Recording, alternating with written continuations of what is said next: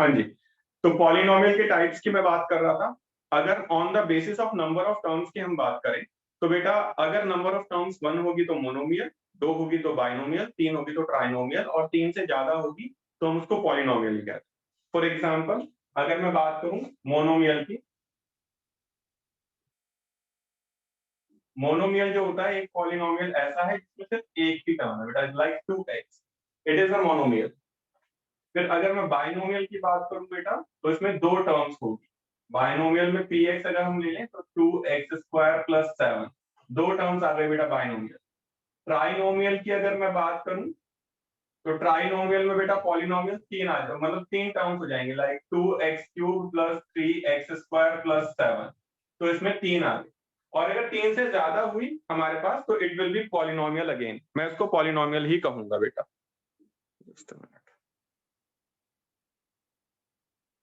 ठीक है, तो ये तो on the basis of number of terms हो गया। फिर अगर मैं बात करूं on the basis of power, अगर पावर बेटा 1 होगी तो बेटा पावर 1 होगी तो उसकी डिग्री भी 1 होगी, ऐसे को हम लीनियर पॉलिनोमियल कहते हैं। लीनियर पॉलिनोमियल जिसकी पावर 1 होगी तो डिग्री भी 1 होगी। Degree is the highest number of power जो किसी पॉलिनोमियल के अंदर होती है। तो अगर पावर 1 तो डिग्री 1 तो लीनियर पॉलिनोमियल, पावर 2 तो यानी डिग्री 2 हो गई तो उसे क्वाड्रेटिक पॉलिनोमियल कहेंगे। पावर 3 तो यानी उसकी डिग्री भी 3 हो गई तो उसको हम क्यूबिक पॉलिनोमियल कहेंगे। पावर 4 यानी डिग्री 4 तो उसको हम बाय क्वाड्रेटिक पॉलिनोमियल कहेंगे। पूरा मैंने मेरे उसमें पीडीएफ में दे रखा है, फिलहाल बस मैं आपको समझा रहा हूँ। इसके बाद में बेटा हमने on the basis of degree ले लिया।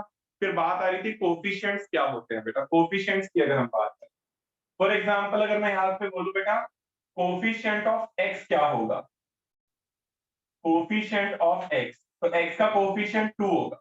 यहीं पे अगर मैं बात करूं कोफिशिएंट ऑफ एक्स स्क्वायर, आपको पता है यहाँ पर एक्स स्क्वायर नहीं है तो उसका कोफिशिएंट कुछ नहीं, 0 होगा। इसमें अगर मैं बात करूं कोफिशिएंट ऑफ एक्स स्क्वायर क्या होगा, coefficient of x square is 2। और यहीं पे अगर मैं बात करूं कोफिशिएंट ऑफ एक्स क्या होगा, बेटा एक्स है ही नहीं तो उसका कोफिशिएंट 0। तो बेटा ये कोफिशिएंट होता है। अगर इतना कर लिया तो आपकी फर्स्ट एक्सरसाइज ओवर। ठीक है, this is your first exercise 2.1 exercise आपकी यही थी बेटा। इसके बाद में आपके पास आ रहा था zero of point. Excuse me, sir. हाँ जी बेटा बोलिए। So, like all questions we did on the basis of powers, sir, they were only just polynomials and one variable. But if the polynomial is in like 2 or 3 variables or more, then also the degree will be the highest power only, right? Or the degree can only be found when there is. Degree की basic definition यही है, जितने भी variable हो, variable चाहे 100 हो, उन variable के अंदर जो हाईएस्ट पावर होगी that is the degree of polynomial. Zero of polynomial क्या होता है बेटा, जीरो ऑफ पॉलिनोमियल क्या होता है, जैसे if x is equal to a is zero of polynomial, x is equal to a zero of polynomial होता है px का, अगर pa जहां जहां x आ रहा है वहां पे अगर आप a पुट कर दो, वो पुट करने के बाद गिवन पॉलिनोमियल का आंसर 0 आ जाता है, then x is equal to a आपका जीरो ऑफ पॉलिनोमियल होता है। एक पॉलिनोमियल आपको दिया जाएगा और वो बोलेगा एक x की वैल्यू आपको दी जाएगी, वो बोलेगा बताओ कि x is equal to this is the zero of polynomial।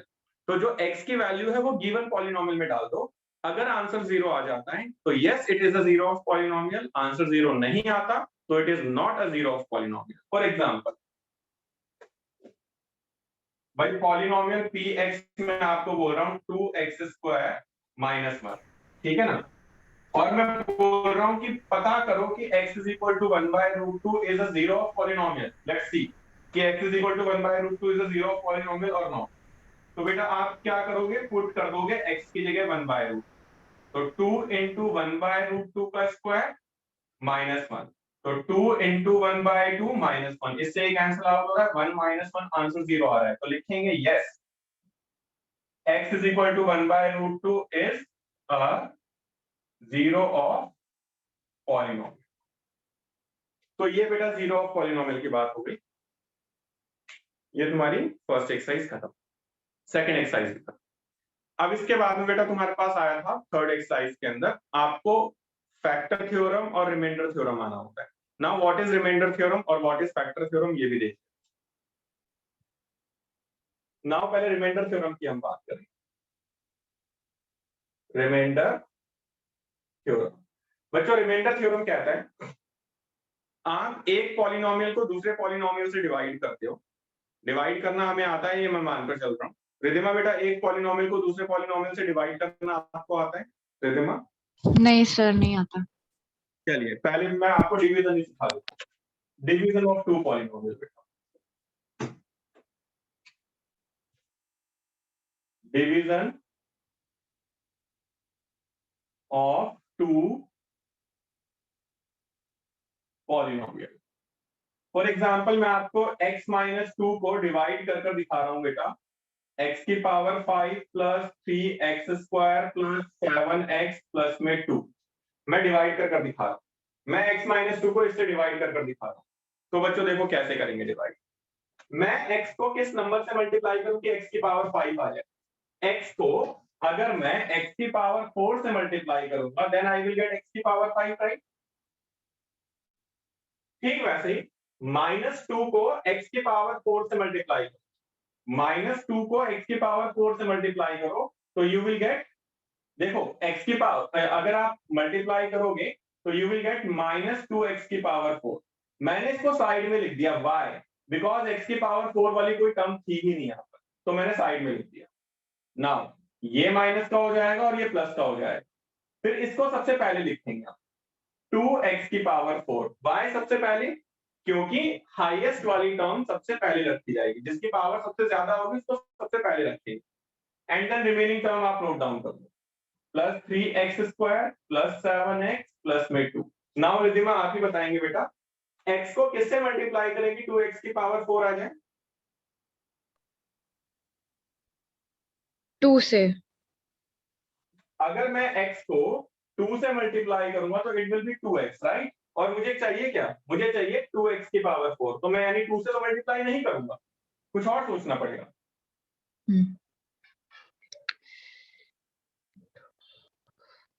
मैं x को किससे मल्टीप्लाई करूं कि मेरा आंसर 2x की पावर 4 आ जाए?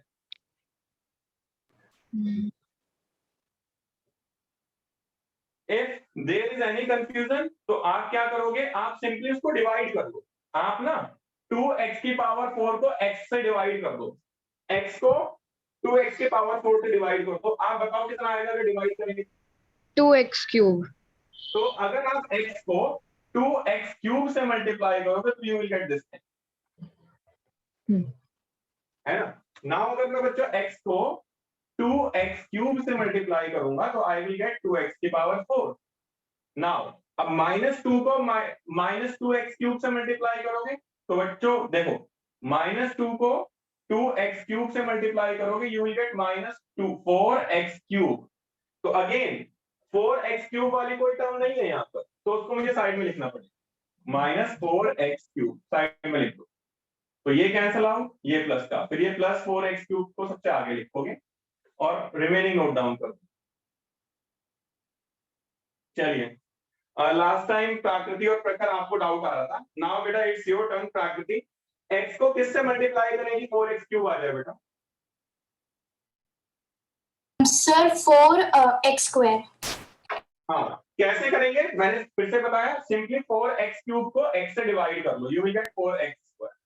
तो 4x स्क्वायर से मल्टीप्लाई करेंगे तो 4x क्यूब आ जाएगा, -2 को 4x स्क्वायर से मल्टीप्लाई करो तो you will gate -8x square. यहां पर स्क्वायर वाली टर्म थी तो मैंने उसके नीचे लिख दिया, ये कैंसिल आउट हो जाएगा। प्लस 3 को प्लस 8 से करेंगे तो इट इज 11x स्क्वायर, ये as it is note down कर दीजिए। नाउ x को अगर मैं किससे मल्टीप्लाई करूं मुझे बताएंगे भाई प्रखर आप, x को किससे मल्टीप्लाई करो कि 11x स्क्वायर आ जाए आपके पास? प्रखर 11x से। एग्जैक्टली, यानी अब आपको क्लियर हो गया। अगर आप 11x से मल्टीप्लाई करोगे x को you will gate 11x square, -2 को 11x से मल्टीप्लाई करो यू विल गेट -22x, ये माइनस का ये प्लस का, तो you will gate 29x plus में 2। Excuse me sir. हाँ जी बेटा बोलिए। और ये आपने -2x4 और ये सर सारे के सारे जो पावर में सर आपने ये जो साइड में क्यों लगाया है, वरना आपने जो सर हमें समझाया था कि जैसे 5x5 लिखा हुआ है उसके साइड में लगता है। हाँ, वो बेटा इसलिए मैंने साइड में लिखा है क्योंकि क्या यहाँ पर 2x की पावर 4 है कहीं पर? No sir. इसीलिए मुझे उसको सबसे साइड में लिखना पड़ा। अगर पावर 4 वाली टर्म होती तो मैं उसके नीचे लिखता, पर पावर 4 वाली कोई टर्म ही नहीं है तो मुझे साइड में लिखना पड़ेगा। और फिर जब मैं उसको नीचे नोट डाउन करूंगा तो सबसे पहले करूंगा क्योंकि वो हाईएस्ट पावर वाली term. Okay sir. Now x को किससे मल्टीप्लाई करें 29x आ जाए, तो इट इज +29। तो ये 29x और -2 को 29 से करेंगे -58, तो ये कैंसिल आउट और ये आगे रिमाइंडर। तो अभी क्लियर है रिद्धिमा कि हम किस तरीके से डिवाइड कर रहे हैं एक पॉलिनोमियल को दूसरे पॉलिनोमियल से? प्लीज कंफर्म करेंगे यस सर, आ गया। आगे डिवाइड करना कैसे होता है। ठीक है, आई होप बाकी बच्चों को भी अब और क्लियर हो गया होगा जब उन्होंने अच्छे से अब इस चीज को देखा। यस तो मैं सर। उम्मीद करूंगा हाँ कि उनको आ गया होगा। पुलकित भाई समझ में आ रहा है कुछ? Pulkit? Yes sir. Sir Chauhan ji हो आप क्लास में? हाँ हाँ, अभी मुझे आवाज आ रही है। यस, सर अब आ रही है? एकदम परफेक्ट भाई। Okay sir. समझ में आ रहा है ना आपको? Yes sir. तो बेटा डिवीजन तक मैंने आपको बता दिया। ये दो टर्म्स रह गई है, एक रिमाइंडर थ्योरम रह गई है, एक फैक्टर थ्योरम रह गई है। तो बेटा इसको मैं आपको आज ऐसा करते हैं, कल मॉर्निंग में एक क्लास रखते हैं। मॉर्निंग में 8 से 9 हमारी एक क्लास होगी, test will be in evening. Test हमारा शाम को होगा 6 से 7, ठीक है ना? कल मॉर्निंग में 8 से 9 हमारी एक क्लास है जिसमें छोटा सा पोर्शन जो हमारा रहता है वो हम कवर करेंगे and then test will be in the evening. तो सो दैट तुम लोगों को थोड़ा प्रिपरेशन का और टाइम मिल जाए। तो बच्चों आज की क्लास को यहीं पे रखते हैं, कल मॉर्निंग में 8 बजे मिलते हैं। बाय। कल मॉर्निंग में हम वो क्लास रखेंगे, रिवीजन छोटी सी एक रखेंगे, उसके बाद हम टेस्ट रखेंगे। बाय सर बच्चों। कल टेस्ट 6 से 7 है ना? कल मैं दोबारा रिपीट कर रहा हूँ, मॉर्निंग में 8 से 9 क्लास है, शाम को 6 से 7 हमारा टेस्ट है, ठीक है? बाय।